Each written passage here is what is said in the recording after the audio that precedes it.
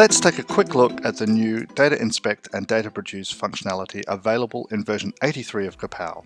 So the first thing you'll notice when you come to the Data Inspect page is that the form has been simplified to a degree, and when you choose a topic, we now remember the previously selected surdays. If you want to decode message headers, you have to choose a header deserializer for that, and there's only a single entry field for KJQ filters now, where there used to previously be individual fields for key, value, and headers. So let's look at how that works.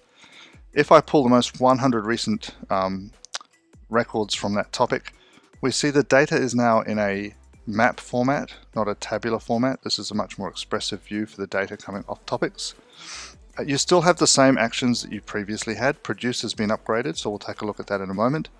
And if I want to search, for instance, for this particular value within the headers, I just start my headers of my KJQ filter with the headers path. So headers dot correlation ID, in this case, the first entry equals that string.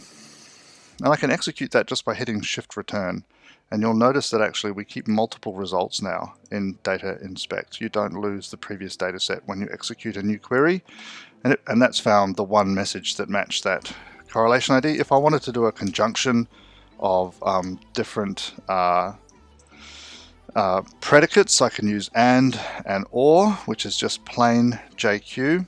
And also this KJQ filter box has got a memory to it. So here we can see a complex filter where I'm looking for the key currency is GBP and the value TX price when cast to a double is less than a certain amount. And the pan, which is redacted in all cases, ends with 4 characters, or the currency is GBP and there's a discount applied to it. So I'm looking for quite a complex predicate with 2 parts with explicit precedence for the logical ands and ors within it. And I can search from the earliest, stream that search with no limits. You'll find it creates a new set of results in my Data Inspect window, and it's going to search through about 100,000 messages in about 10 seconds. And return the results that we can see these have discounts applied to them.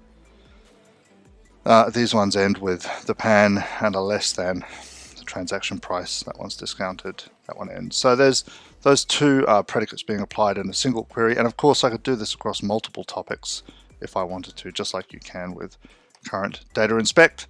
And so how has Data Produce been updated? Well, I could produce all of these results if I wanted to, or I could go through and produce individual results. The Data Produce screen has been updated considerably, and it now has the ability to do multiple messages produced at once. You can import hundreds of records to produce at a time, if you like, from CSV, JSON, or Eden files. And also I can go back to Inspect, and the Data Produce tab holds its own state now. So I could select another message from here, and now I've got 2 messages from my Data Inspect results that I've chosen to produce. I'm going to produce them to a compliance topic because I want someone to look at these. Let's go ahead and do that. And you can see individually both of the records that have been produced are marked as successful.